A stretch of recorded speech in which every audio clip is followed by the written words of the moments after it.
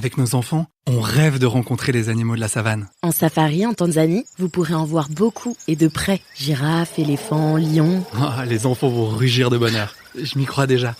C'est vous aussi les bruitages là ? Avec Marco Vasco, ne rêvez plus. Vivez votre voyage l'esprit libre.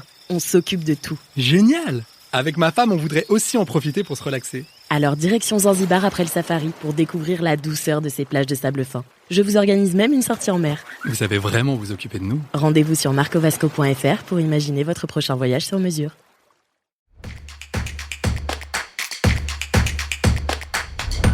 Filmer un accident sur l'autoroute alors que vous êtes au volant ?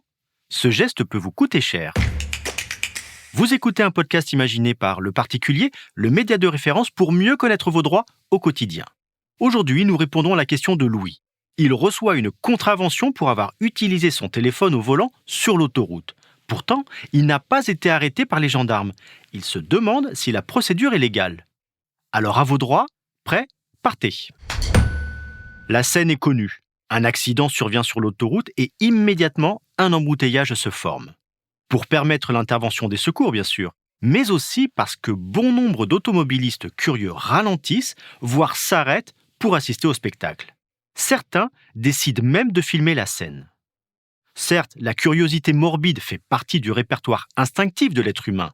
Le philosophe grec Plutarque signalait déjà en son temps que la fascination malsaine est la désobéissance de la raison, et que nous l'avons tous, d'une certaine façon, déjà pratiqué. Mais au regard du code de la route, ce besoin primitif de l'homme est illégal. C'est ce qu'ont rappelé les gendarmes de la Drôme, précisant que 109 automobilistes allaient être verbalisés pour avoir filmé ou photographié, téléphone en main, un camion renversé sur l'autoroute A7.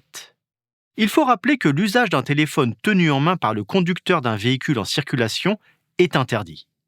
Or, un véhicule, même à l'arrêt dans les bouchons, est juridiquement considéré comme étant en circulation. Seul le passager du véhicule est autorisé à se servir d'un téléphone. En pratique, les gendarmes n'ont pas arrêté les véhicules concernés sur le moment. L'infraction a seulement été relevée visuellement par les militaires lors des opérations de relevage du poids lourd. Puis, le titulaire de la carte grise recevra l'avis de contravention à son domicile. Tant qu'il ne reconnaît pas expressément l'infraction, concrètement en payant l'amende, il ne peut pas être condamné et il ne risque pas de retrait de points. Si le conducteur nie avoir commis l'infraction, il ne sera redevable que du paiement de l'amende, au titre de sa responsabilité pécuniaire. Et s'il prouve qu'il n'était pas au volant ce jour-là, il n'aura aucune sanction à payer. La procédure de verbalisation est donc légale, mais en pratique, elle est parfaitement contestable, notamment à défaut d'identification formelle du conducteur. Je suis Arnaud Saugera, journaliste au particulier. Merci d'avoir écouté cet épisode. Si ce podcast vous intéresse, vous pouvez également retrouver toute l'actualité patrimoniale sur notre site leparticulier.lefigaro.fr.